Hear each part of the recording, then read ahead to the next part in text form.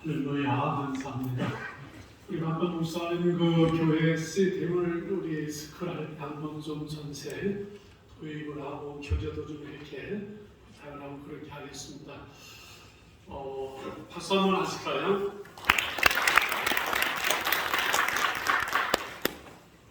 제가 강의를 좀 할까요? 오늘 이제 너무 늦었으니까 다음으로 미룰까요? 퀴즈를 하나 내가지고 마치시면 강의를 다음으로 미루고 아니면 하겠습니다. 높은 산에서 한참 떨어지다가 나무에 탁 걸린 사람은 뭐라 그러지? 덜 떨어진 사람이요. 덜 떨어진 사람. 그래서 제 강의는 다음으로 미루겠습니다. 저는 제가 늘 생각하기를 덜 떨어진 사람이다. 늘 그런 생각을 해요. 그래서 제 마음속에 무슨 생각이 드는 거 아니? 나 같은 사람도 이제 40년 목회를 마무리하고 목회가 되면 이 세상에 목회를 못할 사람은 한 사람도 없다. 거기 하나님께서 목회를 하시니까 그것이 제 소신이 거기 목회를 마무리하면서 무엇을 해야 되나. 제가 이제 은퇴를 앞두고 있거든요. 하나님께서 강권적으로 이해 목사를 통해서 이 목양 아카데미 제가 목회를 배우지 못하고 목회 현장에 뛰어들어서 3년 신학을 하면서 개척교회를 해봤고 대가정 시골 내려가서 훈련을 해봤고 거기 이제 부임해서 30년을 넘었습니다. 출판로 이 목회를 늘 배우고 시행착오를 이렇게 하면서 그냥 독학을 하다시피 하면서 이렇게 어려울 때 힘들 때 내때문을 때 이때 어떻게 해야 될까 누가 조금만 좀 이렇게 쳐주면 코치해주면 얼마나 좋을까 늘 그 마음이 있었어요. 그래서 목회에 대한 이야기를 나누면 좀 밤이 새워도 좋아서 하나님께서 강권적으로 이렇게 추운 날씨에 오늘 하게 하신 것 같아요. 한 30명 정도 등록하신 분들이 못 오셨어요. 오늘 영화실도 내려간다고 참 잘 됐다. 정말 필요한 분들만 와야지 한번 알아볼까 해서는 아니 된다. 생명 걸고 목회를 해도 될까 말까 한데 그래서 꼭 필요한 분들만 모시고 인원을 많이 하지 말고 그래서 그를 오늘 보니 월요일보다는 아마 의논해서 목요일쯤 해야지 월요일은 너무 힘드신 것 같아요.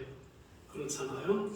그래서 오늘 박원 목사님 강의를 쭉 들으면서도 많은 생각을 하게 되고 또 은혜를 받으면서 어젯밤에 그 생각을 했어요. 잠들면서 오늘 강의가 틀림없이 딜레이 되어지는 시간이 힘들어지지. 그러면 제가 준비된 하나님의 목회 이거는 그냥 읽으시면 되거든요. 그래서 20분 정도 행복한 목회를 잘 준비하고 방송국에 띄우는데 쭉 오면서 이것도 다음으로 미뤄야 되겠다. 이렇게 했습니다. 잘했어요. 그래서 마무리하면서요. 여러분 이렇게 춥고 피곤하신데 정말 수고하셨고 대단하십니다. 세미나가 아니라 앞으로 그런 세미나가 아니라 좋은 강의를 듣고 그것을 팀으로 옥샵을 통해서 팀을 하고 거기 한 번에 멘토가 이렇게 돼가지고서는 이 들어서 적용하고 들어서 변화되는 것은 정말 어렵더라고요. 그래서 팀을 만들어서 그 안에서 옥션이 일어나면서 목회가 되어지고 변화되어지고 하는 그러한 것을 택하려고 합니다. 저는 2월 첫 주에 시작이 되어지는 예배가 변화되어야 되잖아요. 우리 본부 처치 개혁교회 변화는 예배의 변화부터 출발하잖아요.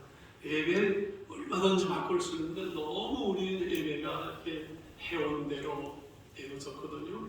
예배와 설교를 시작해 3월달에 전도로, 양육으로, 제자 훈련으로 그 다음에 쭉 이렇게 진행되면서 우리 나가려고 합니다. 나중에 가정사까지 16주면은 1년이면은 교회들이 세워지지 않겠는가 해서 많으면 안 됩니다. 40명 정원에는 제 생각에 한 20명 정도 해서 일기에 딱 검증이 돼가지고 교회들이 정말 세워지고 건강해지면은 제가 원하기는 여기저기서 제2의 이 목양 아카데미가 일어났으면 하는 또 되어질 것입니다. 그래서 전방에 16 6월달이 마무리가 되어지면 강사팀과 함께 선교지에 가서 한 열흘 동안 거기 사역자들 현지 훈련하고 들어오고 하나님께서 이 일을 계획하시고 하나님께서 기뻐하시고 진행하시는 줄 압니다. 구체적인 내용들 잠깐 우리 목사님 설명하시고 원하기는 아마 입학원서 이렇게 모르신 분들 해서 아주 심사하고 해가지고 정말 정예로 믿음만 이렇게 할 수 있도록 이렇게 하려고 합니다. 일로 올라오시죠. 한 가지 방법이 드릴 것은 선물을 좋은 걸 준비했습니다. 가서 또 하나씩 가져가세요.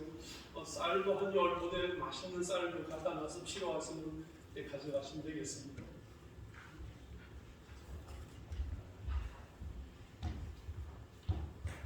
오늘 먼저 여러분들 참석해 주신 것에 대해서 아카데미를 통해서 다시 한번 감사를 드리겠습니다. 프레젠테이션은 한 10분 정도 해서 마무리를 짓도록 하겠습니다. 여러분들 굉장히 피곤하실 텐데 끝까지 좀 경청해 주시면 감사하겠습니다. PPT 방송실 좀 부탁드리겠습니다. 오리엔테이션 잠깐 말씀을 드리도록 하겠습니다. 우리 이름을 MRA 목양 아카데미 이렇게 정했습니다. 이유는 뭐냐면 미니스트리 리빌딩 아카데미 이렇게 이제 다시 목양을 처음부터 다시 한번 우리가 정말 진지하게 다시 한번 세우자 이를 이제 의도로 해서 이름을 정했습니다. 그 다음 해주시기 바랍니다. MRA 선언문입니다. 선언문. 자, 보이시는 대로 우리 한번 같이 함께 읽도록 하겠습니다. 1. 교회의 머리는 예수 그리스도이시다. 2. 교회는 사람이 아닌 삼위 하나님께서 세우신다. 3. 우리는 오직 복음과 성령의 능력으로 교회를 섬긴다. 4. 우리는 사사로운 영광과 이익을 추구하지 않는다. 5. 우리는 목숨을 바쳐 주님과 영혼을 사랑한다. 6. 우리는 절대 표절 설교를 하지 않는다. 7. 우리는 오직 기도와 말씀 연구와 목양에 전념한다. 8. 우리는 멘토와 함께 사역한다. 9. 우리는 서로 사랑으로 돌아보고 협력함으로 동역한다. 10. 우리는 영적 부흥과 성숙을 함께 추구한다. 아멘입니다. 그 다음 MRA 운영 방식입니다. 첫 번째가 뭐냐면 멘토링입니다. 자, 넘겨주시기 바랍니다. 멘토링. 첫 번째, 멘토링, 목회 코칭 이렇게 되어 있는데 제가 잠깐 우리 강 목사님 강의하시는 중에 얼른 제가 구글에 들어가가지고 멘토링이 무엇인지 찾아보니까 정의를 이렇게 내려놨어요. 경험과 지식이 풍부한 사람이 특정한 사람에게 지도와 조언을 주면서 실력과 잠재력을 개방시키는 활동이다. 이렇게 정의를 해놨어요. 저희가 목양 아카데미를 하면서 맨 첫 번째에다가 왜 멘토링을 두었는가 하면 제가 이제 40년 이상 목회를 하고 은퇴를 했습니다. 그런데 가장 제가 아쉬운 점이 있었던 것이 멘토가 없었다는, 목회에 멘토가 없었다는. 우리 박관 목사님께서는 제 교회 안에서의 멘토링을 주로 말씀을 해주셨습니다. 멘토링을 통해서 성도들이 이제 양육되어지고 제자가 되어지고 그 다음에 재생산이 이루어지는 선순환이 진행이 되는 것처럼 우리 목회도 마찬가지다. 목회도 목사님들이 멘토링을 통해서 목사님들이 정말 실력 있는 목회자가 만들어지고 그리고 목양에서 아름다운 결실들이 맺어지고 이렇게 되는 것이다 하는 생각을 제가 오래전부터 갖게 됐습니다. 그래서 이 목양 아카데미를 우리 황 목사님과 함께 기도하고 생각을 하면서 가장 첫 번째 그 가치를 멘토링에 두었습니다. 그래서 우리 목양 아카데미에는 10분의 아주 실력과 인격과 경험을 겸비한 멘토들을 이미 선정을 했습니다. 선정을 해서 우리 박건 목사님도 이제 멘토로 들어오시게 됩니다. 황일동 목사님도 멘토로 이제 활동을 하시게 됩니다. 그래서 적어도 20명이 오면 1대2, 그 다음에 40명이 오면 1대4로 1년 동안 1대2 원투원 코칭을 하게 됩니다. 목회 코칭을 하게 됩니다. 그러면서 목사님들이 뭐 노예에서 친구들하고 목회 이야기 비밀스러운 건 못하잖아요. 네, 자존심 때문에. 그런데 멘토 모이죠. 금융부용도 모이죠. 이러면 숫자가 1년에 얼마나 많은지 몰라요. 그래 한 500분 정도는 모입니다. 자, 그렇게 많이 말씀 듣는데도 왜 그렇게 양육되지 않는가? 버리지 않고 지식만 많이 들으면 성장되는 줄로 오해를 하고 그게 양육 방법인 줄 생각하게 됩니다. 원래 성경에는 분명히 양육하시되 버리고 그 다음에 이제 채우는 거죠. 자, 그래서 양육은 버림과 채움이다. 그 순서가 중요하죠. 14절에는 그 다음에 어떻게 해요? 우리가 선한 일을 열심히 하는 자기 백성이 되게 하려 하십니다. 자, 그럼 선한 일은 어떻게 될까? 선한 일을 열심히 해야 됩니다. 자, 이거 시간이 없기 때문에 좀 이것은 이따가 좀 보도록 하겠습니다. 자, 그래서 이렇게 도표를 그리면 이렇게 그릴 수 있어요. 먼저 구원, 모든 사람에게 구원을 주시는 하나님의 모든 사람에게 구원을 주시는 하나님의 은혜다. 그 다음에 양육은 뭐예요? 버림과 채움. 그 다음에 선한 일은 어떻게 될 건가? 선한 일은 성경에 선한 일에 대해서 몇 번 기록이 되어 있는데요. 베드로전서 4장 같은 경우에도 우리가 이 선한 일을 행할 때 은사로 하나님께서 주신 것을 해야 된다라고 얘기합니다. 그리고 이것은 하나님께 영광을 돌려야 된다. 우리 마태복음 5장 16절에 기록하죠. 이같이 너희 빛을 사람에 비치게 하여 그들은 너희 착한 행실, 착한 일이죠. 착한 행실을 통해 하늘의 아버지께 영광을 돌려라. 이렇게 기록되어 있습니다. 그래서 은사로 영광을 돌리는 이런 선한 일이 되게 된다는 겁니다. 자, 여기 위에다가 영어로 제가 하나씩 써놨는데 구원이라는 말과 거듭남이나 영생, 자, 이것 전부 다 같은 언어구입니다. 같은 의미입니다. 성경에는 여러 가지를 표현을 해놨죠. 근데 여기 있는 것 중에서 구원을 살베이션이라고 합니다만 저는 여기서 전도, 이벤젤리즘을 좀 체험해봤습니다. 이벤젤리즘. 그다음 양육은 성경에도 활로고 좀 많이 나와 있어요. 활로고. 그다음에 선한 일은 굿워크 이렇게 있죠. 이걸 한번 영어로 한번 같이 한번 따라해볼까요? 이벤젤리즘, 활로, 굿워크. 네, 이거 뭐 복잡하니까 앞에 이니셜만 한 자씩 하겠습니다. E, F. 그다음에 G죠. EFG 빨리 한번 5번 해볼까요? EFG 어떻게 되나요? 예쁘지가 됩니다. 예쁘지. 이렇게 하면 예쁜 거예요. EFG 하면 예쁜 겁니다. 구원, 양육, 선한 일 하면 예쁜데 거꾸로 하면 안 예쁩니다. 어떤 사람은 선한 일 많이 해가지고 구원받으라는 사람도 있어요. 뭐 그런 종교들이 좀 있죠. 근데 그런 이방 종교뿐만이 아니라 교회를 다니는 사람들 가운데서도 착한 일 많이 해서 구원받으려는 사람들이 꽤 됩니다. 우리가 율법적으로 그렇게 구원받는 게 아니라 믿음으로 구원받고 그 다음에 어떻게 돼요? 양육된 다음에 이제 선한 일을 해나가야 됩니다.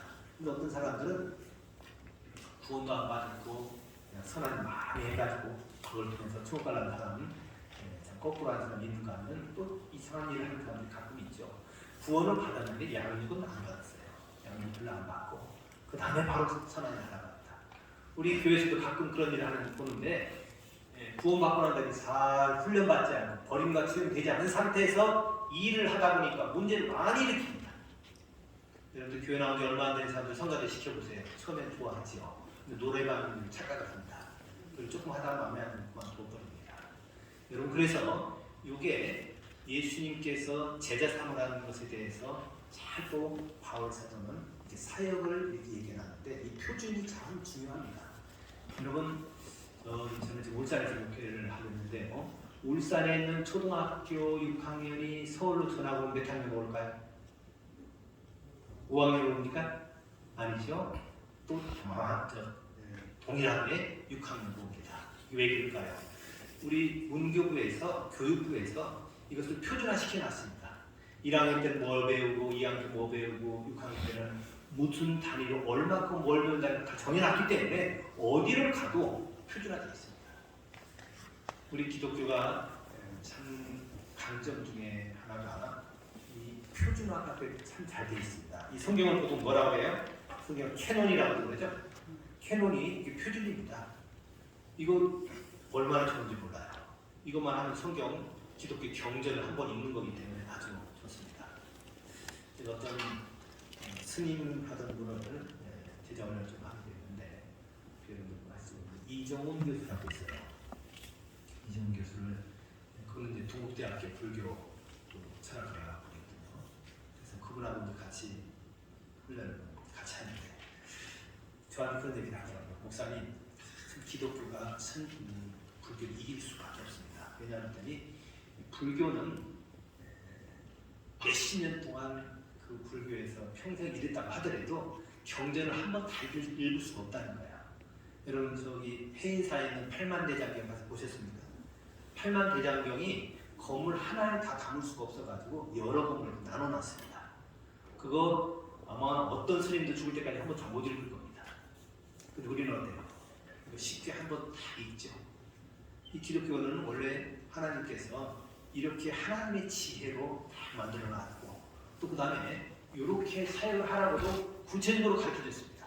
예수님께서 모든 족속으로 제자를 삼아. 그래서 제자 삼는 방법이 구체적으로 이렇게 구원받게 하고 그들을 양육시키고 선하게 해야 된다. 자, 구원에 대해서는 여러분들 다 잘 아실 테니까 구원은 간단하게 생각하고 한마디만 말씀드린다면 고린도후서 13장 5절을 저는 굉장히 중요한 키로 생각합니다. 너희가 믿음에 있는가 너희 자신을 시험하고 박진다. 예수 그리스도께서 너희 안에 계시면 알지 못한다. 그렇지 않으면 법일자다. 여러분 예수님께서 어디 계시다고요? 너희 안에. 우리 안에 어떻게 올 수 있어요? 어떻게 계십니까? 하늘 보좌에 계시다면서. 자, 여러분 지금 여기 벽이 닫혀져 있는데 문이 닫혀져 있는데 여기 예수님 들어올 수 있죠. 예수님께서 부활하신 다음에 제자들이 두려워서 문을 닫고 있을 때죠. 요한복음 20장 19절과 26절에 보면 제자들이 문을 닫고 있었다는 거예요. 닫았다고 할 때 영어로는 락이라고 했어요. 잠궈놨습니다. 근데 예수님께서 쑥 들어오셨죠. 그래서 그들 가운데 함께 있었습니다. 자, 그런데 참 중요한 건 뭐예요? 그 예수님이 지금 우리 안에도 들어올 수 있죠. 우리 안에 어떻게 들어옵니까? 그분이 부활하셨기 때문에 부활체를 입었기 때문에 우리 안에 들어올 수 있어요. 부활하지 않았다면 우리 안에 들어올 수가 없습니다. 부활은 우리를 육체로 다르죠. 썩어질 것이 썩지 않는 몸을 입고 육의 몸을 신고 신령한 몸으로 살고 약한 것을 입고 강한 몸으로 살아나는 것. 예수님께서 이런 부활체를 입었습니다. 그래서 부활체로 우리 안에 들어올 수 있죠. 요한계시록 3장 20절에도 볼지어다 내가 문 밖에서 두드리노니 누구든지 내 음성을 듣고 문을 열면 내가 그에게로 들어가 그랬죠. 그 예수님께서 우리 안에 들어오신 겁니다. 그래서 우리는 다른 종교 사람들처럼 그저 예수님의 가르침을 산산수훈을 잘 보고 배워가지고 내가 닮아가는 것이 아니라 그것을 따라하는 것이 아니라 부활하신 예수님께서 우리 안에 들어와서 사십니다. 이것이 물론 어느 때나 적용되는 건 아닙니다. 예수님의 삶을 저는 셋으로 기간을 좀 잘라서 보는데요. 1기는 구약입니다. 그때는 구약 시대는 됐어요. 예수님께서 말씀을 계셨습니다. 말씀이 육신이 돼요. 그래서 공생의 기간 동안에는 육신이 계셨죠. 그런데 지금 어때요? 지금 이것을 저는 3기라고 부릅니다. 이 3기는 예수님께서 부활체를 입고 하늘과 땅의 모든 권세를 가지고 계시고 그분은 하늘 보좌편에 계실 뿐만 아니라 지금 여기에도 동일하게 계십니다. 지금 어떻게 그러면 거기하고 여기 시간과 공간을 초월해서 계실 수 있을까? 여러분 부활체는 시간과 공간을 초월할 수 있습니다. 그래서 거기도 계실 뿐만 아니라 여기도 계시고 여기 저에게만 있을 뿐만 아니라 우리 이 목사님 안에도 계시고 우리 여러분들 안에 부활해 주신 예수 그리스도를 구주로 고백하는 모든 사람들에게는 들어가 사십니다. 그래서 갈라디아서 2장 20절에 내가 그리스도께 십자가에 못 박혔나니 이제 내가 산 것이 아니라 내 안에 그리스도께서 사신 것이다. 누가 사신 겁니까? 육체를 가지고 계신 이기 때 예수님이 아니라 부활하신 분이 육체를 가질 때 부활체를 입고 지금 우리 안에 들어와 계시는 거죠. 자, 여러분 자기 안에 계신 부활의 주님께 한번 인사해 볼까요? 예수님 부활해서 저와 함께 계신 주님 감사합니다. 제가 좀 연약하고 부족한데도 저와 함께 계신 주님 감사합니다. 그걸 고백하시죠. 자, 옆에 있는 동료에게도 그렇게 할 수 있습니다. 다른 사람 안에 계신 그리스도를 볼 수 있죠. 내 안에만 있는 것이 아니라 다른 사람 안에 있는 그리스도를 귀히 볼 수 있죠. 저는 싸우고 다투는 교회 부흥회를 가서 이것을 1시간 동안 자세히 하게 말씀을 드렸습니다. 내 안에만 부활하신 주님이 계신 것이 아니라 다른 사람 안에 있는 계신 부활의 주님을 보시기 바랍니다. 그걸 그분께 이야기를 해보세요. 서로 둘씩 짝을 지어서 서로 이야기를 하고 롤플레이를 한 30분 동안 하게 됐습니다. 이 사람하고 얘기하고 저 사람하고 얘기하고 또 서로 얘기할 때 그래요. 목사님 안에 계신 예수님 감사합니다. 목사님이 저를 용서해 주시고 이렇게 천국까지 잘 인도해 주시고 주님 감사합니다. 그런데 예수님 좀 용서해 주세요. 어떤 때는 목사님이 예수님 척추 좀 세기죠. 어떤 때는 없는 것처럼 여기기도 하고요. 좀 용서해 주세요. 원래는 안 그렇습니다. 그 소리 얘기하는 거예요. 여러분 부활하신 주님이 내 안에 계신 뿐만 아니라 다른 사람 안에도 계신 것, 이것이 어쩌면은 3기 예수 그리스도의 놀라운 특징입니다. 그래서 구원의 이 모습은 부활의 현재성으로 나타나야 됩니다. 그래서 부활하신 예수님 지금 나와 함께 계신가? 그분이 나의 증인이신가? 그래서 여러분 갈라디아서 2장 20절은 예수님이 일생에 얘기하면 몇 기에 해당되겠습니까? 3기에 해당되죠. 1기가 아니에요. 말씀이 있을 때가 아니라 육체를 입고 샌들 신고 다녔던 그 예수님이 아니라 지금 부활체를 입고 하늘과 땅의 모든 권세를 가지고 지금 내 안에만 계신 뿐만 아니라 지금 저 아프리카에 흑인 믿는 형제들이 계시고, 자 우리 미국에 있는 사람이 계시고, 자 믿는 사람과 안 믿는 사람 뭐가 다를까요? 안 믿는 사람은 문 밖에서 지금 두드리고 계시고 똑똑똑 두드리고 계시고, 우리 믿는 사람은 안에 들어가셔서 로드로 주님으로 살아주시는 것, 그런 사람이 바로 구원 받은 사람입니다. 종교적으로 선한 일 많이 한다고 구원받는 것이 아니라 예수 그리스도를 로드로 구주와 주님으로 삼고 살아가는 사람. 그래서 우리 로마서에 기록되어 있는 대로 마음으로 믿고 입으로 시인하면 구원받는다고 되어 있죠. 그건 너무 쉽게 생각하는데 여러분 그 쓰여있던 배경을 한번 생각해 보시기 바랍니다.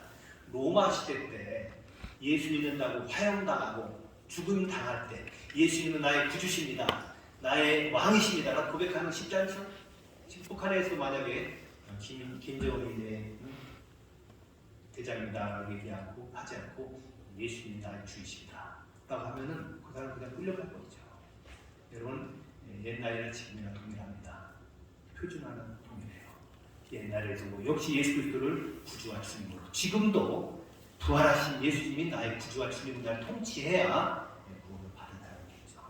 야박한 것이 아니라 예수님처럼 오병이어처럼 단순한 섬깁니다. 그리고 사회복지는 우리가 교회들이 감당을 해야 됩니다. 자, 그렇게 하지 아니하면은 주도금 다 뺏기게 돼 있죠. 원래 연세대학교에 사회복지학과가 원래는 신과대학에 속해 있었습니다. 처음 설립할 때. 그런데 그것이 인기 없다고 해가지고 사회과학대로 옮겼는데 원래 사회복지는 교회에서 원래 하는 겁니다. 그래서 우리 목사만 키우는 것이 아니라 우리 여러 사람을 키워가는 것, 사회복지 좀 열심히 해주죠. 자, 이거 안 나오네? 나왔어요. 네. 그 다음에 다스림 교육을 보겠습니다. 자, 교육. 이 교육도 역시 교회에서 성경 가르치는 것만을 해당하는 것이 아닙니다. 다른 학교에서 가르치는 것, 국어를 가르치든 과학을 가르치든 이것도 하나님께서 만드신 자연 세계 모든 법칙을 가르치는 거잖아요. 그래서 우리 이것은 교육계도 역시 일을 해야 되는데 이 가까이에 서울고등학교 반포고등학교가 있는데 그 선생님이 반포고등학교에 근무를 하셨습니다. 근데 반포고등학교에서 수학을 가르치는데 서울대를 나와서 애들 열심히 잘 가르쳤었어요. 근데 고2만 되면 애들이 수포자들이 그렇게 많다.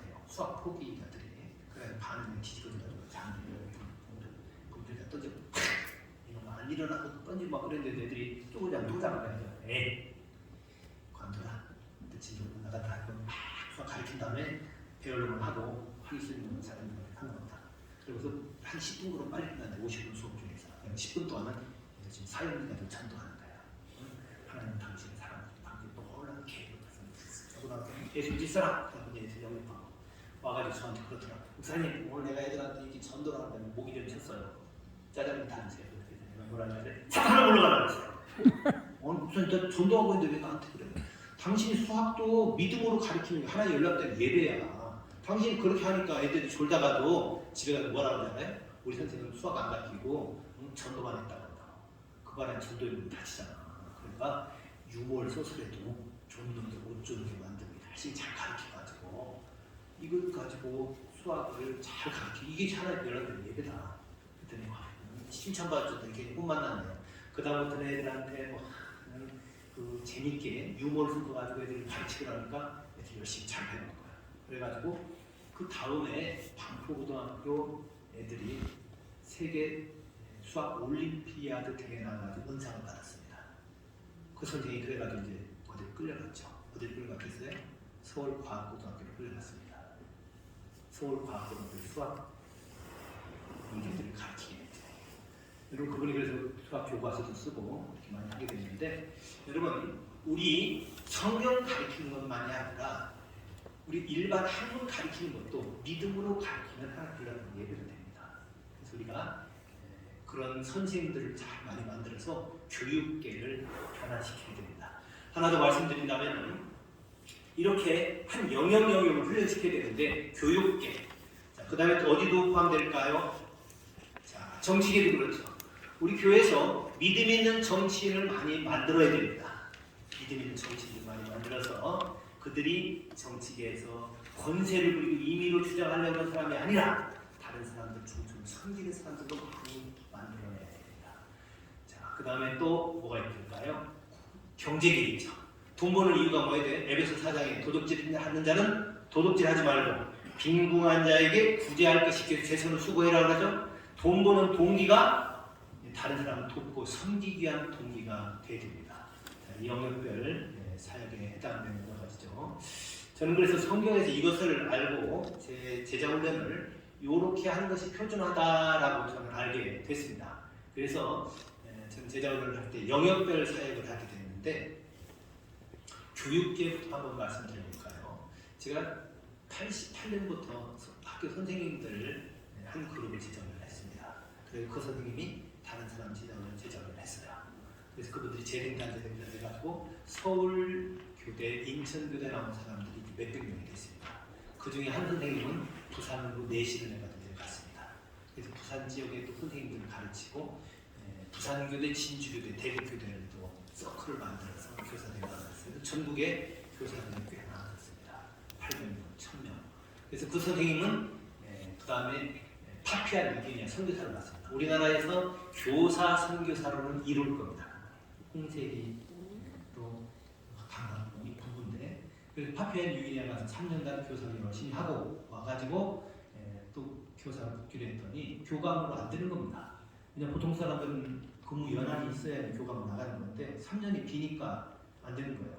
서울교대 대학원 나왔는데 그래서 주변 사람들이 예수 너무 그렇게 그 세게 믿더니 그게 뭐냐 교감도 못 되고 그랬는데 조금 지나 어떤 일이 벌어진다면 모 학교에서 그분을 교장으로 스카웃을 해갔습니다. 어떤 학교냐? 포항의 한동대학이라고 있죠. 한동대학이 국제학교를 만들었습니다. 중고등학교를 만들었는데 그 학교 선생님들이 열심히 하다가 몇 년 하고 지쳐가지고 제대로 안 되고 선생님들끼리의 팀워크도 깨지고 학교 굉장히 어수선이 좀 어려워졌습니다. 그때 어떻게 하면 좋겠느냐 그래서 그때 하영주 목사님 이사장님 계시는 때죠. 근데 이분들이 그 홍세기 선생님을 교장으로 스카우트해갔습니다. 이분이 가가지고 학교에서 열심히 이런 제자훈련 시켰어요. 선생님들을 가르치고 선생님들이 학생들 가르치고 해가지고 한 3년 지나고 학교가 완전히 새 학교로 바뀌었습니다. 그래서 이제는 정말 학교가 적은 학교로 자리매김을 하게 됐습니다. 그러니까 전국의 많은 학교들이 이분을 스카우트하려고 난리예요. 이분은 마닐라에 있는 크리스찬 아카데미에 갔습니다. 크리스찬 아카데미 순교사 자녀학교죠. 거기 다 무보수 부부가 연금을 받으니까 그 돈 가지고 열심히 섬겨서 크리스찬 아카데미를 그렇게 잘 또 만들어 놓은 분이 홍길입니다. 그래서 지금은 아프리카 우간다의 쿠미 대학이라 거기 지금 총장으로 가 계신데 부산에 있을 때 저 같이 상의하면서 교감 못 나갔으니까 열심히 공부를 하자. 그래서 야간에 그 계절학기로 고신대학교 대학원에서 박사과정을 공부를 했습니다. 그 박사를 받았었죠. 그래서 지금 그러고 나니까 지금 후미대학을 맡았는데 후미대학을 맡고 난 다음에 이분이 맡고 난 다음에 우간다에서 50메디였었는데 그 학교 평가가 지금 20메디로 한 3년 동안 올라갔습니다. 황성조 박사님이 그 학교에 일하다는 것인데 얼마나 기뻐하는지 몰라요. 그러면서 그분 잘 양육해 놓은 것 때문에 저한테 한턱을 내더라고요. 여러분 그것뿐만이 아니라 그 선생님들이 이제 인원이 많아졌죠. 전국 교육대학에 있어 그게 다 조직이 되어 있습니다. 교사 선교회 템이라고도 보통 얘기를 하는데 이분 선생님들이 한 달에 5%씩 헌금을 모았어요. 모아가지고 금산에다가 학교를 만들었습니다. 대안학교를 만들었는데 전국의 학교의 모범이 되는 그런 학교를 만들어야 된다. 15학교를 만들었는데 그것이 지금 전국의 300여 개 대안학교 중에서 가장 뽑힌 학교가 있습니다. 작년인가는 덴마크 교육성에서 이 학교 시차가 왔어요. 덴마크, 핀란드가 교육 잘하는 분들이 유명해서 우리나라 선생님들이 많이 탐방을 하고 가서 교육을 받고 있는데 덴마크 교육성에서 오니까 우리나라 깜짝 놀랐습니다. 청와대부터 놀란 거예요. 어떻게 시골에 그런 학교가 있냐. 와서 보니까 정말 놀랄만한 학교거든요. 그래서 학교에다가 우리가 뭘 도와주겠냐. 뭘 도와줄까 그랬더니 그냥 가만히 멀리만 써주면 도와준다고. 걔 돈 좀 몇 푼 주고 나서 커리큘럼 이래라 저래라 지나는 가르치면 그러면 안 되니까 관두라고. 그래서 청와대는 꼼짝을 좋았지만 근데 나중에 연락이 왔어요. 우리가 그렇게 도와주려도 안 된다는데 그래서 우리가 하나 부탁하자. 뭡니까? 그랬더니 공립학교 교감 교장 된 사람들 연수는 좀 당신 학교에서 시켜줄 수 있지 않겠습니까? 그래서 지금 그 학교를 연수시켜줍니다. 그게 바로 별우리 학교예요. 우리 황일동 목사님 손자가 그 학교 다닙니다. 누가 그렇게 해서 그 학교를 만들었습니까? 그 영역을 변화시키는 겁니다. 원래 제자 훈련은 이렇게 하는 거예요. 구원받고 버린 것처럼 양육된 사람들이 영역 안에 들어가서 제자 훈련 시켜내는 건데, 자 마태복음 28장에 모든 족속으로 제자를 삼아라고 얘기할 때 족속이라는 말에 영역이라는 말이 포함되어 있습니다. 그래서 모든 영역을 제자 삼아야 됩니다. 그래서 교육계를 제자 삼으라는 거고, 그 다음에 경제계를 제자 삼아야 되죠. 그래서 저는 이랜드 사역을 오래 했는데 이랜드 가서 많이 이런 얘기할 때마다 그 얘기죠. 벌어서 남줘야 된다. 그래서 그 이랜드 비즈니스계에서 제자 삼는 일들을 할 수 있도록 저는 그쪽에 계속 그런 일 담당했거든요. 그래서 그 열매를 제가 본 거예요. 아 정말 이랜드가 얼마나 기가 착하나. 어떤 사람들이 그래요. 이랜드가 만약에 맨날 잘못해가지고 기독교도 욕먹인다. 아닙니다. 이랜드가 그렇게 욕먹는 것 중에 하나가 M&A를 해서 그렇거든요. 다른 회사들을 이렇게 사다 보니까 노조 같은 노조원들이 사목이 오고 나니까 목사님들이 사역을 하고 이것을 싫어가지고 이것 때문에 등등 많이 그런 것이지 다른 어떤 회사보다도 좋은 회사가 실은 이랜드입니다. 그래서 이랜드가 그 경제계에서 미친 영향은 정말 큽니다. 이렇게 말하는 거죠. 유한 영향, 이랜드 등등 이런 데가. 그래서 우리나라가 잘 되려면요, 기업에 이런 제자 삼는 일들이 구체적으로 일어나야 됩니다.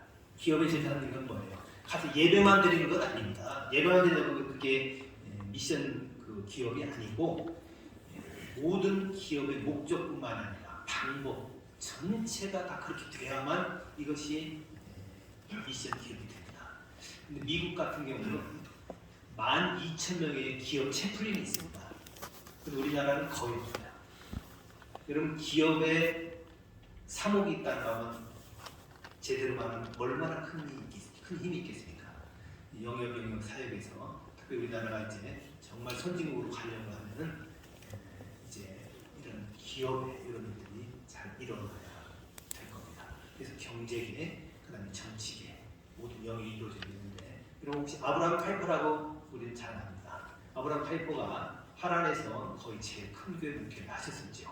하다가 그분은 칼빈주의를 알고 있기 때문에 모든 영역이 이런 일이 일어나야 된다. 그래서 그분이 그만두고 이제 교회 그만두고 편집장을 했습니다.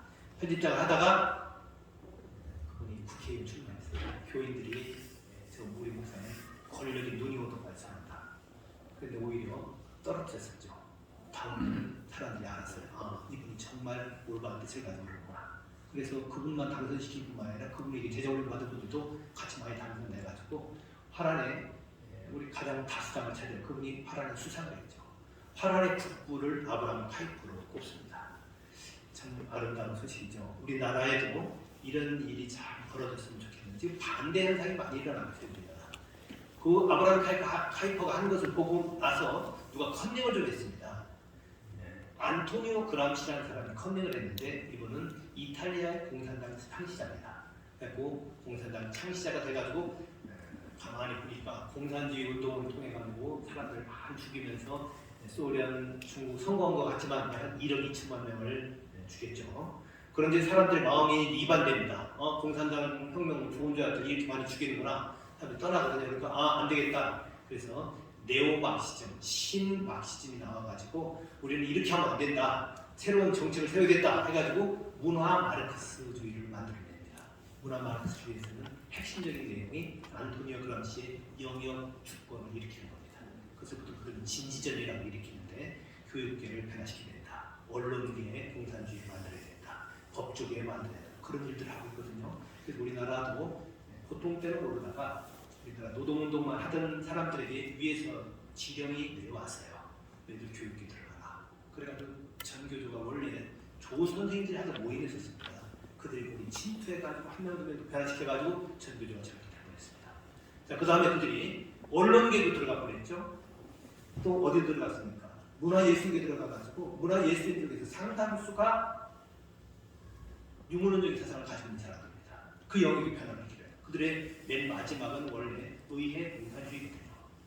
의회에 들어가가지고 의회를 완전히 장악하겠다는 것이 원래 그 네오마르시즘 가운데 있는 지지전입니다. 어때 모든 나라 말 듣는 것 같죠? 지금 우리나라 같은 상당히 많게 진행되어 있습니다. 그 다음에 의회 공산주의를 이루는데 가장 핵심적으로 끊는 것이 선거관리위원회를 장악하는 겁니다. 그래서 아마 우리나라가 했는지 안 했는지 잘 모릅니다. 그러나 그들의 정책은 그렇게 되어 있습니다. 그래서 모든 영역, 경제계, 교육계, 법조계, 언론계, 영역을 그들이 제자산문을 통해서 다 공산화시킵니다. 딴데 아니라 유물론적인 사상을 만들어내겠다는 거죠. 여기 제일 거친 돌이 가정이거든요. 그래서 가정은 무너뜨려야 되겠다라고 해가지고 만드는 것이 그들이 동성연애고, 우리 교회다. 그러니까 교회를 없애야 된다. 이것이 그들의 전략입니다. 영역으로 변화시키는 것. 저는 지금 울산에서 울산 현대자동차 노조 사람들 재정을 하고 있습니다. 제가 한 7년 전에 가고 나니까 정말 거기는 정말 고개를 흔들 수밖에 없었습니다.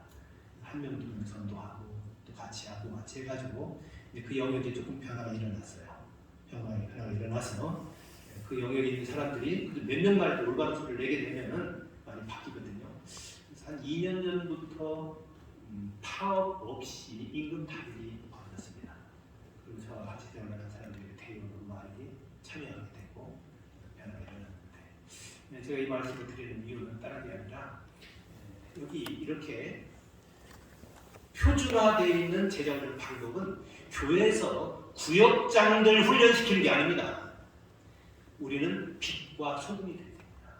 세상을 변화시키는 것이 제자훈련이지 교회에서 구역장을 훈련시키는 것이 제자훈련이 아니란 말입니다.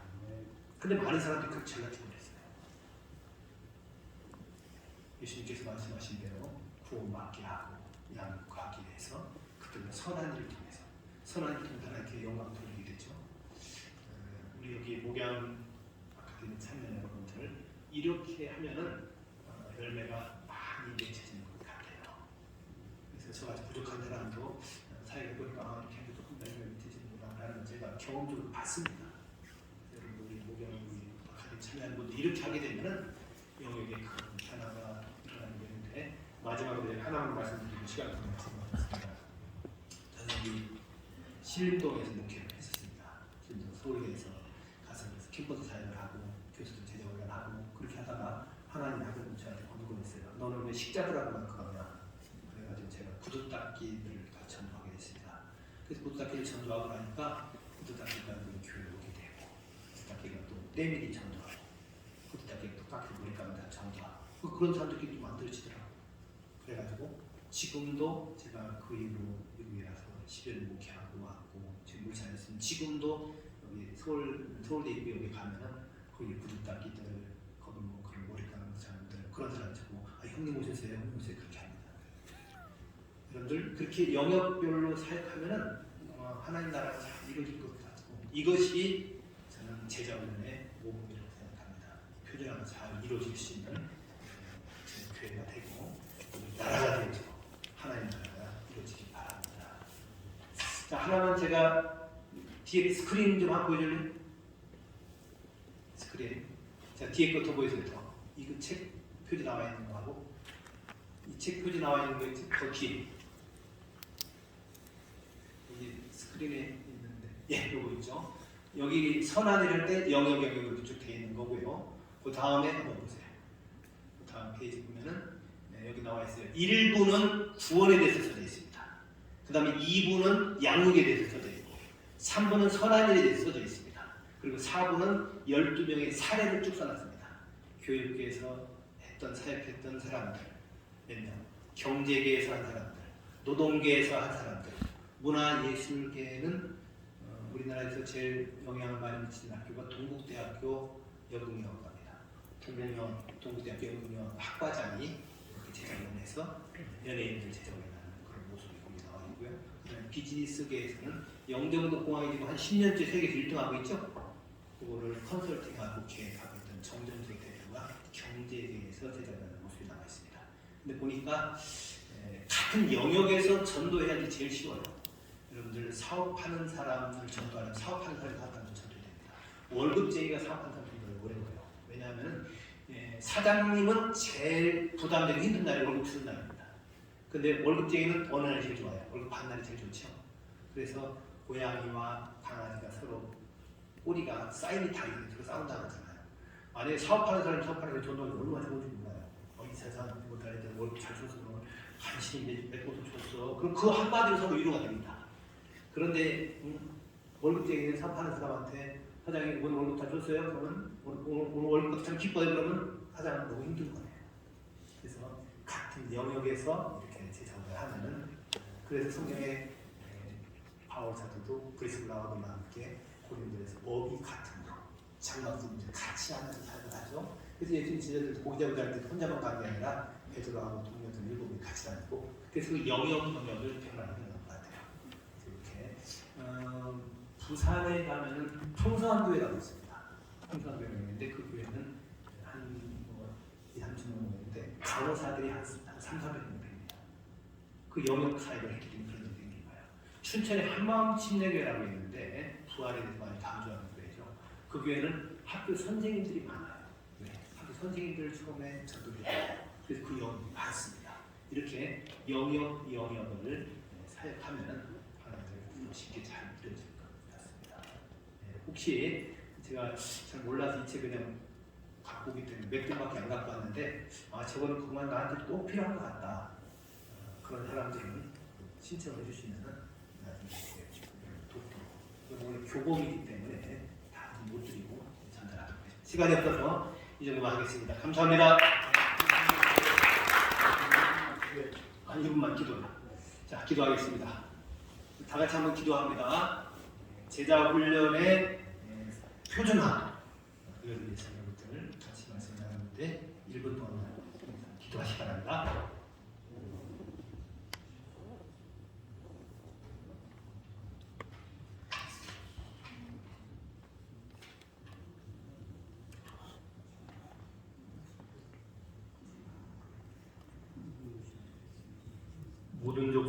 제자를 삼으라고 말씀하신 주님, 우리 이런 표준을 잘 따라서 주께서 우리에게 말씀하시는 대로 모든 영역 안에 하나님 나라가 이루어지기를 원합니다. 우리 MRI 목양을 통해서 하나님 한 모퉁이들이 잘 돌아오게 해주시고 하나님 나라가 임하게 하여 주시옵소서. 예수님의 이름으로 기도하옵나이다. 아멘. 우리 하나님 앞에 영광의 박수. 강사님들이 엄청난 보따리들을 가지고 오셨는데 다 풀어놓지 못하고 있습니다. 이제 앞으로 우리 학기가 2월달 개설이 되면 그때 오늘 강의하신 분들 전부 이제 교수진으로 전부 참여를 하시게 될 겁니다.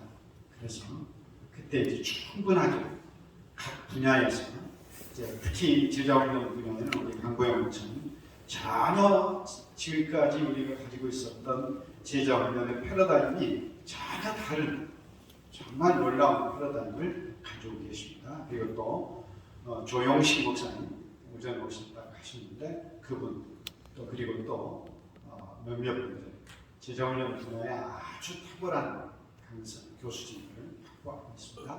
자, 20분입니다. 10분만 쉰 다음에 마지막 강의를 이제 멘토링 해주시고 또 한 목사님 강의 연속해 주시겠습니다. 10분만 밖에 나가셔서 휴식을 하시도록 하겠습니다. 감사합니다.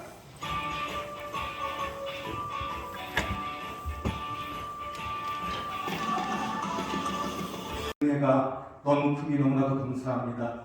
이 시간 마지막 또한 시간을 보냅니다. 하나님 저희들 정말 절박한 심정을 가지고 이곳에 나온 줄 믿사오니 하나님 이 시간 목양 이 오픈 세미나를 통해서 더 나아가 또 목양 아카데미를 통해서 우리가 목회의 방향을 잘 세우게 하여 주시고 모든 목사님들 승리할 수 있는 그러한 목회를 잘 감당할 수 있도록 주님 인도하여 주시옵소서. 이 시간 마지막까지도 하나님께서 은혜 위에 은혜를 베풀어 주시옵소서. 감사드리며 예수 그리스도의 이름으로 축복하며 기도드리옵나이다. 아멘. 자, 우리 박건 목사님을 잠깐 소개해드리겠습니다. 지금 군포에 있는 예전교회 담임을 하고 계십니다.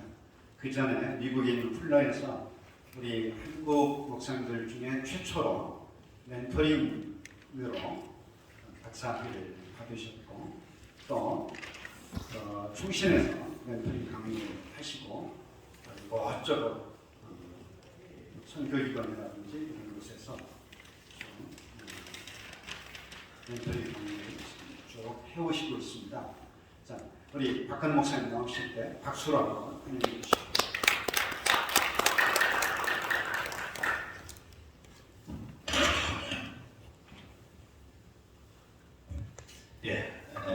소개받은 박한 목사입니다.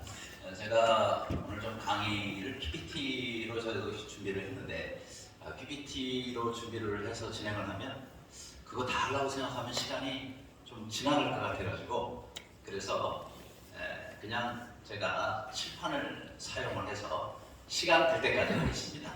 제게 주어진 시간이 4시 10분까지인데 그렇게 진행하도록 하겠습니다. 우선 제가 오늘 와서 두 번째 시간에 장순직 목사님 강의 때에 진정한 부흥은 한 사람을 제대로 키워내는 데 있다라는 그 말씀을 다른 분의 예를 들어서 설명을 하셨는데 저도 많이 앉아 강의 들으면서 정말 공감을 했습니다. 결국 한 사람이 어떻게 세워지고 변화되느냐 거기에 사실 목회의 본질이 달려 있는데 말이죠. 옥하는 목사님이 그런 말씀하신 기억이 납니다. 강의 중에 교회가 그때 이제 사랑의 교회를 개척하시고 많이 이렇게 계속해서 부흥을 하다 보니까 성도들이 많아지고 교회가 커지는데 그럴수록 한 사람에 대한 관심과 집중이 약해지더라. 그러면서 목회가 점점 정말 한 사람의 영혼, 그 영혼을 제대로 키우는 데 집중해야 되는데 교회가 자꾸 대형화가니까 그 부분이 약해져서 다시 본질로 돌아가기 위해서 많은 고민과 애를 쓴다라는 말씀을 하신 기억이 납니다.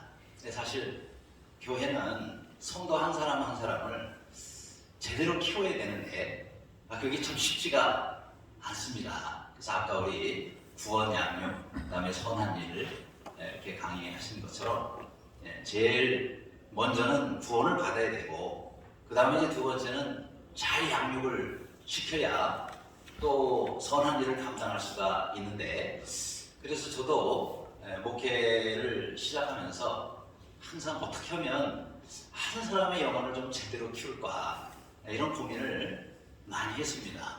저는 그 고민을 하다가 제가 발견한 것이 멘토링이라는 거예요. 원래 제가 대학 2학년 때 이 멘토링을 만났습니다. 근데 그 당시는 뭐 멘토링이라는 단어가 없었잖아요. 그런데 지나고 보니까 그게 멘토링이었더라고요. 제가 대학 2학년 때가 영적 방황기였습니다. 교회 나가도 뭐 전통교회 어릴 때부터 다니긴 했지만 감동도 없고 변화도 없고 이런 그 방황 가운데서 하나님은 안 계시다라는 데까지 생각이 되는 거예요. 저희 부모님이 안 믿으시고 아버지는 무신론자고 어머니는 절의 보살님이고 이런 가운데서 혼자 신앙생활을 하다가 한번 이렇게 시험을 당하니까 저를 붙잡아 줄 사람이 없더라고요. 그래서 혼자 하나님 살아계시면 좀 보여주세요. 또 하나님 계시면 내 앞에 나타나 주세요. 이렇게 기도를 했는데 한 번도 하나님이 내 앞에 나타나 주신 일이 없는 거예요. 그래서 계속 방황을 하다가 그러다가 간절히 제가 하나님 앞에 기도한 제목이 정말 하나님이 내 눈앞에는 안 보이더라도 영이시니까 안 보이겠지만 하나님이 살아계심을 확실하게 깨달을 수 있게 그렇게 해달라고 이제 간절히 기도를 했는데 그 기도에 대한 응답으로 하나님께서 한 사람을 만나게 해 주셨습니다. 그 한 사람이 제가 하나님 앞에 헌신할 뿐만 아니라 그리고 목회자의 길을 가게 되고 또 멘토링을 하게 되는 결정적인 계기가 됐죠. 그 형의 이름은 이제 홍승재라는 형인데 그 형은 제가 다니는 대학의 그 형은 3학년이었어요. 저는 2학년이었는데 근데 뭐 누가 소개해서 만난 것도 아니고 이렇게 가다가 앉아서 얘기를 하고 있는데 사실은 전도를 하려고 왔다가 이제 대화가 시작이 된 거예요. 그렇게 해서 만났는데 그 형이 이제 첫 마디가 구원을 받았느냐 이렇게 물어보더라고요. 당연히 받았다 그랬죠. 왜냐면 제가 그때 청년회장이었거든요. 청년회장이 구원 못 받았다고 하면 안 되잖아요. 받았다 그랬더니 어떻게 받았냐. 그래서 갑자기 그 질문을 받으니까 하면서 이제 잠시 생각했는데 그때 받은 것 같다는 생각이 드는 거예요. 언제 받았냐면 중학교 2학년 때 여름 수련회를 교회에서 가다가 마지막 날 밤에 막 울고 하다가 잠깐 정신을 잃은 것 같은데 그때 구원 받은 것 같다 그랬거든요. 그랬더니 그 형이 그러더라고요. 아니 성경 어디에 수련회 갔다가 마지막 날 밤에 울고 하다가 잠깐 정신을 깨는 구원 받는다는 말이 성경 어디냐 그러더라고요. 사실 성경에 그런 말이 없죠. 그런데 그게 이제 저한테 결정타였어요. 사실 성경에서 구원에 대해서 이렇게 말씀하고 있는데 이걸 하냐 하면서 앉은 자리에서 성경을 한 30군데를 왔다 갔다 찾으면서 이게 바로 구원이다. 이런 믿음을 가져야 구원을 얻는다. 제가 다 대부분 아는 말씀이었는데 제가 놀라운 거는 아니 어떻게 대학교 3학년이 저렇게 성경 30군데를 무슨 뭐 보고하는 것도 아니고 성경만 가지고 저렇게 아주 논리적으로 그렇게 정할까. 그 다음에 그 형이 가지고 있는 이 확신에 대해서 너무너무 제가 부러웠어요. 그래서 이제 그때부터 그 형을 쫓아다니면서 양육이라는 걸 받게 됐습니다. 그래서 체계적으로 양육과 훈련을 받다가 나중에 이제 저도 한번 하고 싶더라고요. 왜냐면 제가 영적으로 많이 성장하고 변화된 계기가 되니까 어떤 분이 저한테 그래요. 4개월 전에 제 모습하고 4개월 후에 제 모습이 하나가 딴 차이예요. 그만큼 4개월 동안 영적으로 제가 매우 성장했던 것 같아요. 저는 잘 그렇게 못 느끼겠는데 그래서 제가 대학 3학년 올라가면서 하나님께 평생 제 자신을 헌신하게 됐고 그러고 나니까 저도 다른 사람을 나처럼 방황하는 사람들이 주위에 또 있으니까 그 사람들을 좀 잘 양육하면 좋겠다. 그렇게 생각을 하고 그 형한테 그랬죠. 왜냐하면 그 형이 저를 양육을 잘했잖아요. 근데 그때 그 형한테 개인적인 양육을 받은 사람이 3명이에요. 같은 그 학교 내에. 그런데 그 3명 중에 2명, 그리고 그 형을 포함해서 우리가 4명 안에 4명 중에 3명이 오늘날 목회자가 됐습니다. 야, 그러니 양육 잘한 거죠, 그죠? 그래서 또 그 형이 아주 체계적으로, 그 다음에 아주 참 정말 간절함으로 너무너무 저를 잘 양육을 준 거에 대해서 제가, 야, 저 형이 정말 양육을 저렇게 잘해가지고 내가 이렇게 변화돼서 평생을 주님께 헌신을 했는데, 나도 저 형처럼 다른 사람을 좀 양육을 잘하고 싶다. 그래서 그 형한테 제가 이렇게 물었어요. 형이 나를 이렇게 양육을 참 잘해서 제가 이렇게 변화가 되고 주님 앞에 헌신을 하게 됐는데, 나도 다른 사람을 좀 형처럼 양육을 하고 싶다. 그럼 형, 저에게 양육의 비결, 양육의 아주 중요한 원칙들, 이런 것들을 좀 가르쳐 주세요. 그랬죠. 그럼 그 형님들 하는 방식이 있거든요. 이렇게 양육의 비결 이런 식으로 해가지고 쫙 정리를 해서 첫째, 둘째, 셋째, 양육을 왜 해야 되느냐, 또 양육의 유익, 그 다음에 양육의 방법 이런 식으로 그렇게 해줄 줄 알았어요. 그랬더니 전혀 그런 얘기는 없고 딱 한마디 하고 끝나더라고요. 딱 한마디 하고, 그게 뭐였냐면, 내가 너한테 그동안 해준 것처럼 하면 돼. 제가 얼마나 실망이 됐는지, 한 2-3시간쯤 양육의 그 원리와 방식과 방법 쫙 정리해 줄 줄 알았는데, 딱 한마디, 내가 그동안 너한테 해준 것처럼 하면 돼. 근데요, 그 말이 나중에 생각해보니까 명언이에요, 명언. 왜냐, 그 형이 나한테 해준 거 다시 한번 왜요? 1년 이상 동안 저한테 해준 거 제가 다 알잖아요. 전부 1대1로 해줬으니까, 개인적으로 해줬으니까요. 그래서 제가 한번 정리를 해봤어요. 저는 정리가 안 되면 뭘 못하는 사람이니까 쫙 정리를 해보니까, 이야, 기가 막힌 양육의 원리대로 저한테 한 거더라고요. 그래서 저도 그 원리를 가지고 그 형이 저한테 해준 것처럼 다른 사람들이 하기 시작했어요. 제일 먼저 누구한테 했느냐면, 제가 다니는 교회의 중고등부 회장, 부회장이 있더라고요. 남자애가. 그 2 친구를 제가 양육을 하기 시작했어요. 그랬더니 불과 한 달 만에 완전히 바뀌는 거예요. 와, 중고등학생들도 변하네.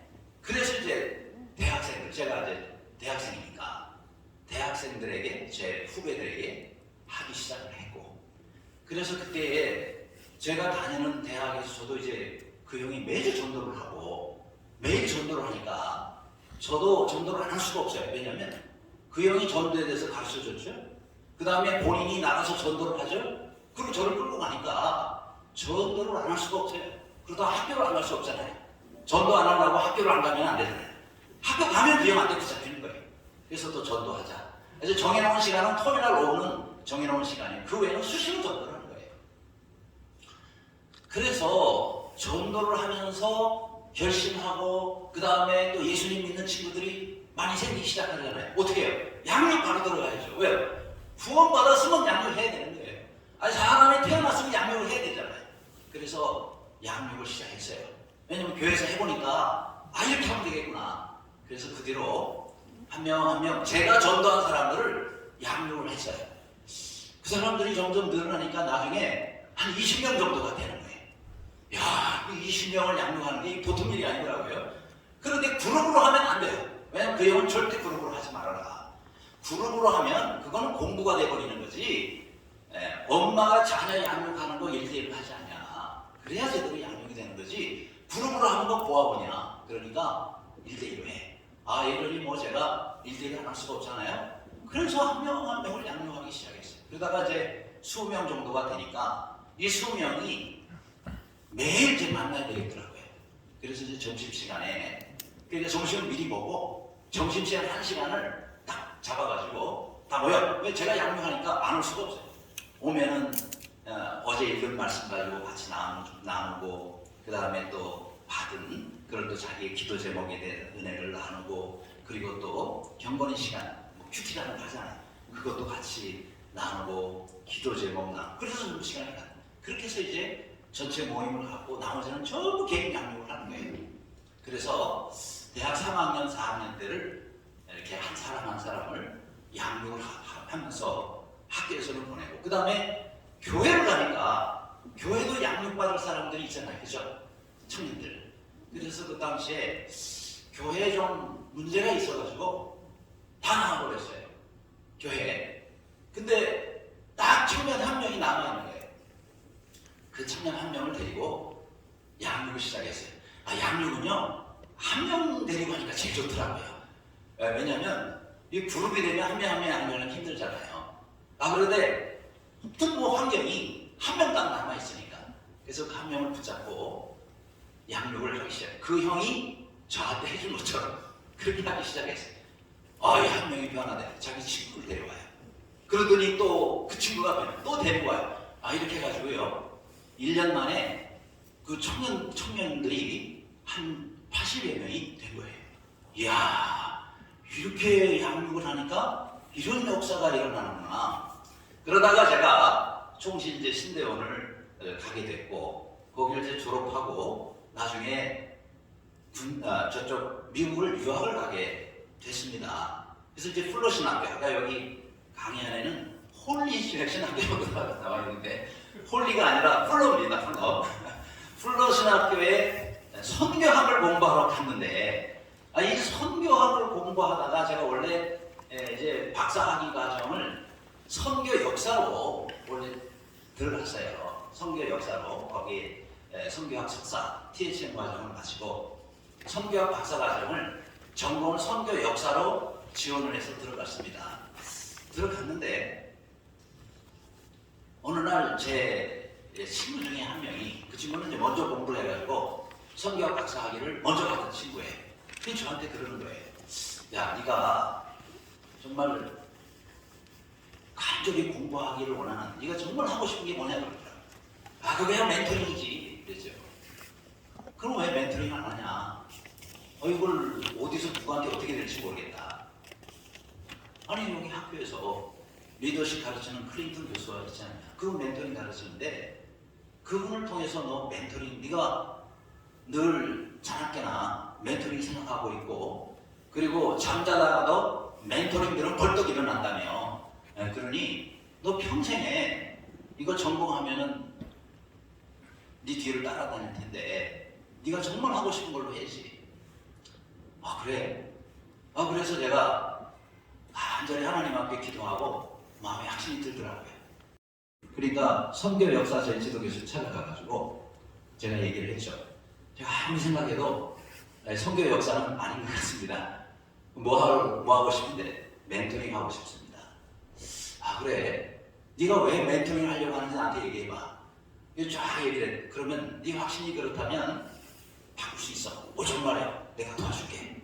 그래서 다시 박사학위 프로포저를 다시 만들고 그리고 이 박사학위 네 멘토 커뮤니티를 다시 만들어 줄 테니까 네가 와서 거기서 네가 하고 싶어 하기를 원하는 멘토링에 대해서 쫙 네가 정리를 해서 프로포저를 해. 거기서 통과되면 내가 너 도와줄게. 내 너한테 지도교수 해주고 네가 멘토링 학위 받을 수 있도록 내가 도와줄게.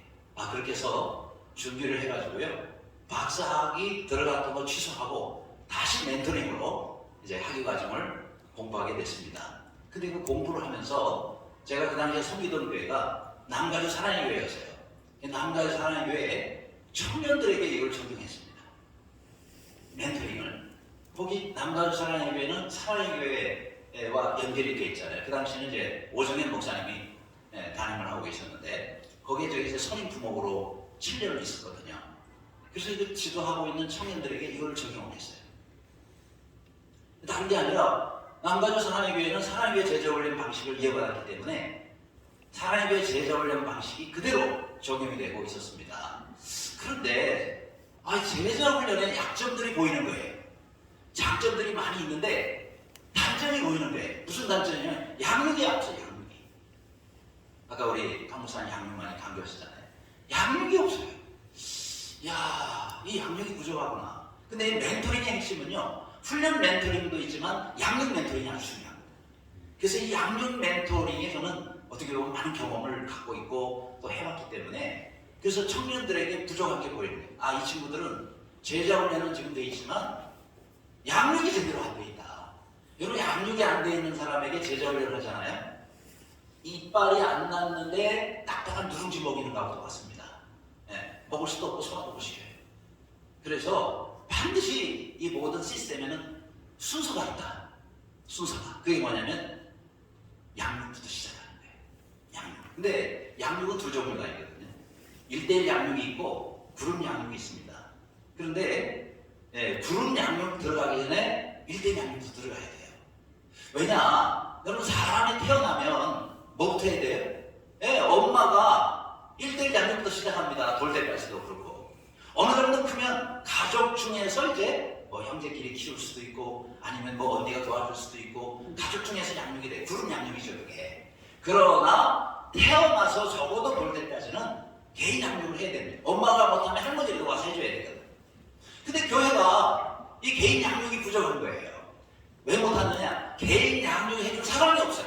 왜 없는 줄 알아요? 안 세워놨기 때문에 없는 거예요. 그래서 그런 사람을 그럼 세우면 되지.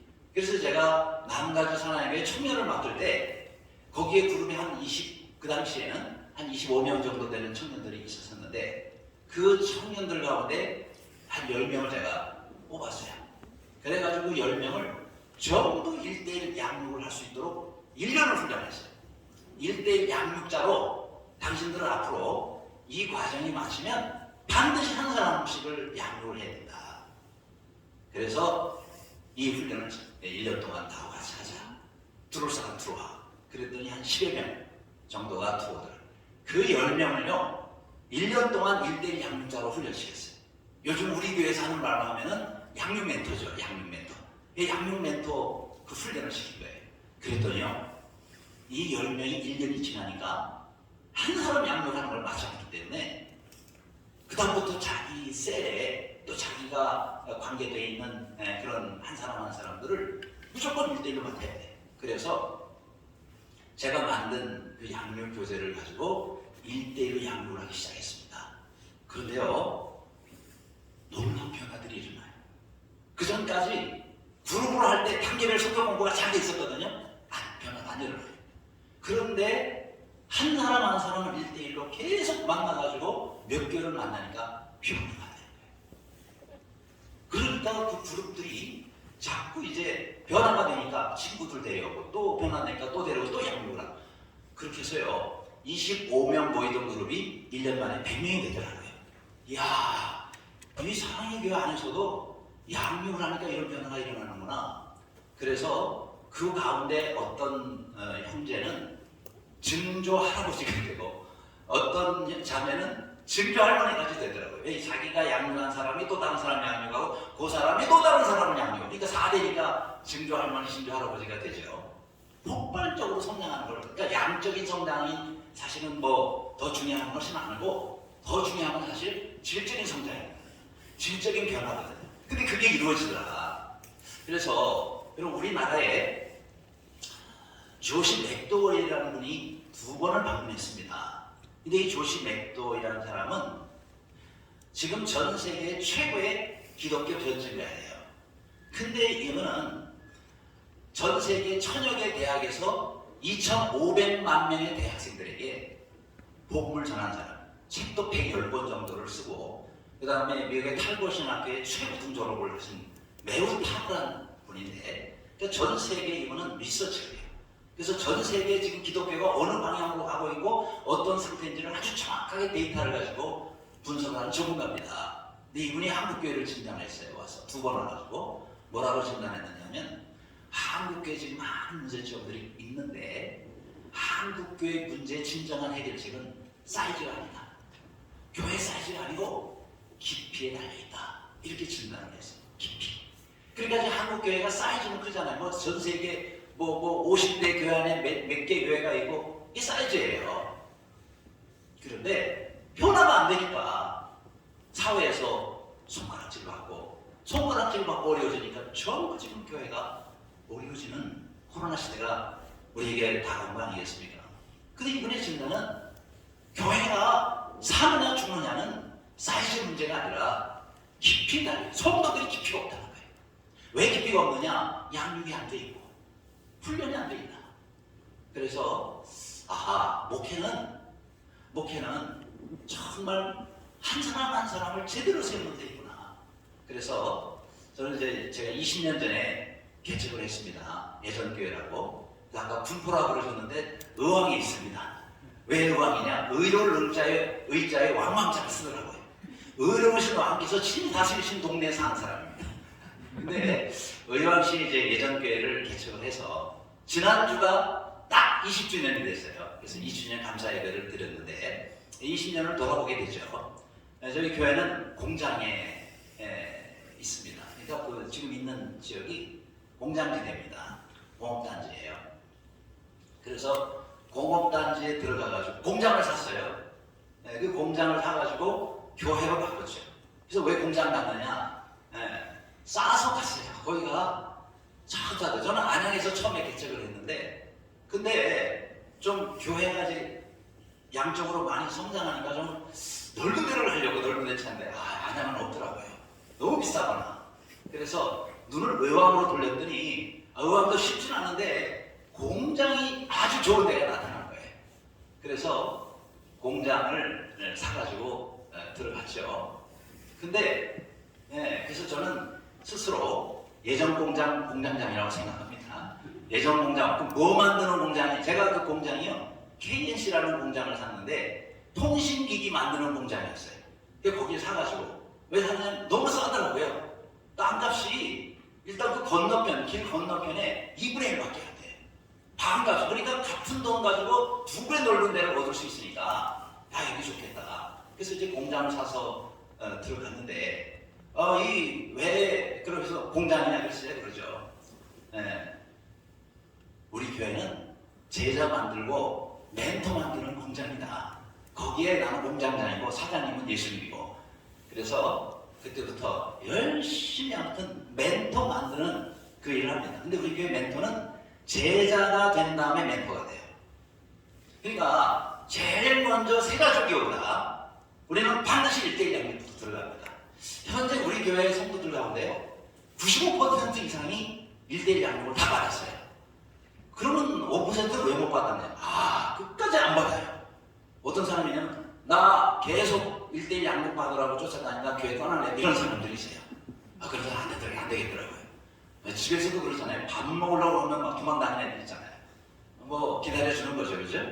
그래서 그런 아주 본인이 안 받으려고 도망다니는 이런 몇 사람 소수 빼놓고는 우리 교회는 전부 1대1이야. 그거를 우리는 이제 OMC라고 부릅니다. 여기 교회에서 이제 부르는 거죠. 그래서 여기가 OMC.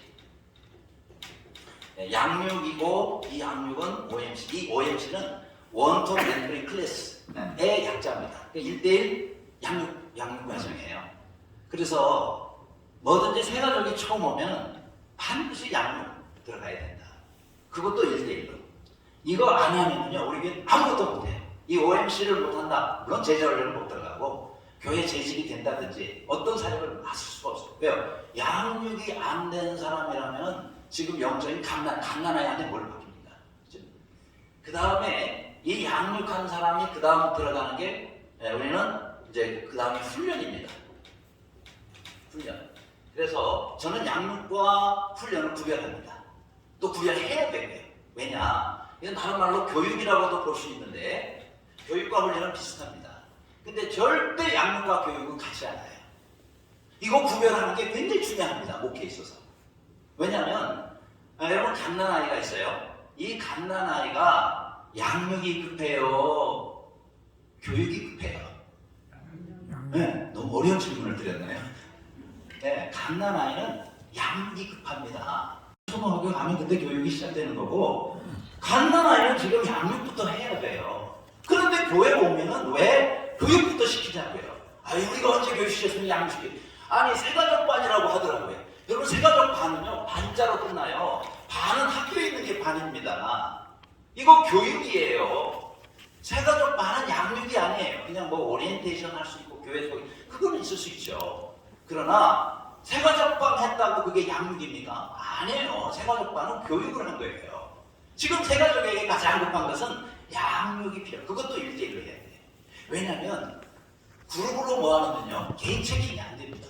이 사람이 기도 생활을 어떻게 하고 있는지, 그죠? 성경은 지금 하루에 몇 장을 읽는지, 그 다음에 예배는 지금 어떻게 제대로 참석을 하고 있는지, 성경 암송을 하고 있는지, 헌금 생활은 제대로 하고 있는지, 11조는 제대로 하나도 체킹이 안 돼요. 근데 양육을 하면서 1대1로 하잖아요. 전부 체킹할 수가 있습니다. 그래서 먼저 해야 될 게 이 양육이에요. 그래서 양육이 이루어지면 우리는 이제 여기서 OMC는 3개월 하거든요. 12주. 그리고 이제 셀로 들어가죠. 그렇죠? 우리 이제 사랑방. 그래서 이 사랑방에서 양육을 시작합니다. 그런데 이 양육을 마치고 1대1로 양육 마치고 훈련이나 교육을 들어가요. 이게 바로 우리 교회는 DTC라고 합니다.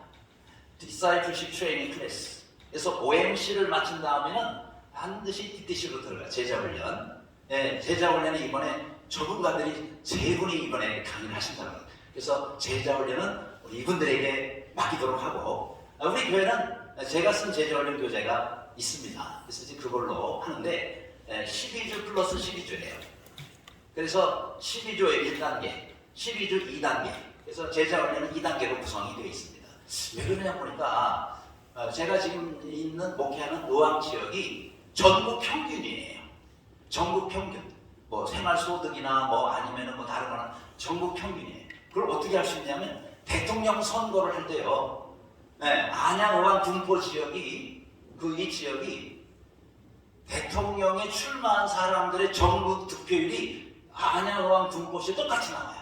전국 득표율과 우리 주역의 득표율이 거의 일치를 해요. 그러니까 전국에서 가장 비슷한 게 1위입니다. 항상 1위. 그래서 어떤 신문사에서 왜 안양어와 군포 지역이 전국에 그거와 똑같이 나오는지를 조사를 했는데 이 지역에 그게 없다면 토백이가 적대요. 토백이가 전부 외지 사람이 들어왔기 때문에 전국 평균이 나올 수밖에 없다. 그래서 저는 이걸 오히려 감사한 거예요. 왜냐하면 제자훈련을 하고요. 강남 지역은요 이렇게 짧게 하면 안 됩니다. 거기는 좀 더 거의 1년 가까이 해야 돼요. 그런데 우리 교회가 있는 지역은요 6개월도 힘들어하는 사람들이 있어요. 그래서 12주 나는 거예요. 이게 뭐예요? 3개월이죠? 이게 나는 거예요. 3개월 하고 진짜 쉽니다. 3개월 하느라고 힘들었단 말이에요. 그 다음에 또 3개월 해요. 그 다음에 다시 또 해요. 그러면 딱 제자훈련 나지. 근데 제가 해보니까 6개월이 딱 맞아요. 우리 그 지역은. 이 지역마다 좀 다릅니다. 또 이것도 더 힘든 지역도 있겠지만 어쨌든 이 제자 훈련을 통해서 이 제자로서 세워져. 그 다음 단계가 이제 중요한데 이게 바로 재생산이라는 재생산. 자, 이 제자훈련 받은 사람이요. 그러면 뭐가 되죠? 제자훈련 받은 제자가 되죠. 그런데 제자훈련 저는 43년 동안 제자훈련을 했어요. 43년 동안을 제가 제자훈련을 했는데 제자훈련 받은 사람들의 공통적인 특징이 있어요. 대부분 제자를 못 삼습니다. 제자는 됐는데 제자를 못 삼아요. 이게 너무너무 치명적인 약점입니다. 여러분 교회에서 제자가 되기 위해서가 목적이 아니에요. 자, 우리는 마태복음 28장 19, 20절 말씀에 보면은 주님이 마지막으로 지상명령을 주셨잖아요. 모든 민족으로 가서 제자를 어떻게 해요? 제자를 삼으라 라고 명령을 하신 겁니다. 제자 되라고 명령하신 것이 아니라 제자를 삼으라고 명령하셨는데 교회가 지금 제자를 성도들이 삼고 있나요? 제자도 안 되려고 그래요. 그 힘들어, 훈련 힘들어, 안 해. 그런데요, 가까스로 제자훈련 들어왔어요. 그럼 제자훈련 받고, 끝났다, 이제 해방됐다. 이게 문제예요. 왜냐? 아니, 주님은 제자를 삼으라고 했는데, 제자 되는 걸로 붙였다, 이 말이에요. 여러분, 교회는 성도가 많으냐 적으냐의 문제가 아니라, 주님 명령을 지금 교회가 순종하고 있는 이게 중요하다고 생각합니다. 주님 명령은 뭐예요? 제자 삼으라는 거예요. 그럼 성도들에게 제자가 되도록 시켰다면 이제는 제자를 삼도록 해야 되죠. 어떻게 이게 가능합니다. 우리 교회는 멘토가 전체 성도의 60%예요. 그럼 제자 삼는 사람이거든. 자, 제자가 있고 그 다음 멘토가 있습니다. 우리 교회는 이 재생산을 감당하는 사람들을 멘토라고 부르고요. 양육 들어온 사람은 이제 신자입니다. 이 제자 훈련 마친 사람은 제자죠. 끝입니다. 신자, 제자, 멘토. 신자, 제자, 멘토. 이게 계속 돌아갑니다. 그죠? 양육 훈련, 재생산. 양육 훈련, 이게 가장 교회에서 중요한 핵심적인 요소입니다. 그런데 제자 훈련을 받기도 어렵지만 재생산은 더더욱이나 못해요. 그런데요, 어렵지 않습니다. 우리 교회도 하고 있는데 어렵지 않아요. 왜냐? 제자 훈련을 받은 사람이 재생산 훈련을 받으면 돼요. 그런데 재생산을 위한 훈련은 아예 생각을 안 해. 제자 훈련 받았으니까 그냥 나가서 재생산해. 못합니다. 열에 한두 명 할 수 있어요. 저 같으면 할 수 있어요. 제가 이제 다른 사람에게 이렇게 뭘 받았잖아요. 그럼 저도 가서 해요. 저는 어렵지가 않아요. 근데 그게 은사들한테요. 근데 다른 사람은 안 되더라고요. 왜 못해? 아니, 배웠는데 왜 못 가르쳐? 이렇게 됐어요. 배웠는데 왜 못 가르쳐? 저는 가르칠 수 있거든요. 하나 배우면 둘을 가르치거든요. 이게 모든 사람에게 주어진 게 아니구나. 그래서 재생산 과정을 따로 훈련을 받지 않으면 재생산 못합니다. 거의 못해요. 근데 우리 교회는 재생산 과정이 따로 있습니다. 멘토 훈련과 요거를 MTC라고 불러요. 멘토 트레이닝 클래스의 약자죠. 이 재생산 과정을 한 멘토들은요, 거의 다 재생산을 해냅니다. 청년들도 맡기면요, 다 재생산을 해요. 제가 한국과 미국에 있는 교회들에서 이걸 경험했잖아요. 그래서 멘토 훈련 이 과정이 참 중요하다. 그래서 제가 요거 하고 2분 남았어요, 제 시간이. 요것만 하고 마무리 하겠습니다. 자, 요겁니다. 자, 여기 이게 좀 작아서 죄송합니다만은 우리가 먼저 여기에 신자가 있다. 그 다음에 여기가 이제 재생산이거든요. 재생산 과정으로 들어가기 전에 이 중간 단계가 있습니다. 여기 바로 이제 제자 단계거든요. 그래서 여기 올라가는 게 제자 되기입니다. 제자 되기. 이건 뭐냐면 제자 훈련을 통해서 이루어집니다. 제자 훈련을 통해서 제자 되기가 이루어지죠. 그죠? 그런데 이것으로 그치면 안 된다는 거예요. 제자 훈련을 받은 사람은 이제 제자 3기로 들어가야 됩니다. 제자 3기로 들어가야 돼요. 이거는 바로 아까 얘기한 멘토 훈련으로 이것이 가능하다. 멘토 훈련 오래 안 걸려요. 딱 우리 교회에서 3개월이면 끝납니다. 12주면 끝나요. 그러니까 OMC 요게 12주, 제자 훈련 6개월, 요거 12주, 합치면 1년이면은요, 신자로 들어와서 양육받은 사람이 1년이면 재생산이 가능한 거예요. 1년이면. 근데 여기에 집중하지 않기 때문에 10년이 지나도 재생산을 못합니다. 그런데 여기에 집중하죠. 1년 만에 재생산이 가능해요. 늦은 사람은 2년, 아주 늦은 사람은 3년이면 재생산을 다 할 수 있다. 그래서 여기가 주님께서 명령하실 때에 모든 민족으로 가서 제자를 삼으라 그랬는데 제자 삼지 않고 제자 되기만 하고 끝나면 우리는 주님의 명령을 50%만 순종할 거예요. 제자를 삼아야 100% 순종하고, 아브라함이 갈대아 우르로 떠나가지고 하란에 몸을 넣는데 그게 순종이에요? 불순종이에요. 그거 50% 갔거든요. 하나까지. 그럼 50% 순종 안 해요. 그거 불순종입니다. 아버지 데려가 주고 난 다음에 가나안 땅으로 가서 비로소 순종한 거예요. 마찬가지로 주님은 제자를 삼으라 그랬는데 우리가 제자만 되고 그쳤다. 그럼 불순종이에요. 제자 삼도록 성도를 만들어야 된다. 그래서 이번 학기에 제 강의는 제자 되기, 제자 삼. 제자 되기는 제자 훈련을 하시면 되고, 어떻게 하면 우리 성도들을 멘토, 재생산할 수 있는 멘토를 하느냐, 여기에 맞추려고 합니다. 제가 잠깐 기도하고 강의 마치겠습니다. 하나님, 오늘 이렇게 목양 아카데미에 또 함께 만나게 해주시고 또 참 좋은 강의를 듣게 해주심을 감사합니다. 앞으로 계속해서 제자가 될 뿐만 아니라 제자 삼을 수 있는 우리 교회 성도들 되게 하여 주시옵소서. 예수님의 이름으로 기도하옵나이다. 아멘.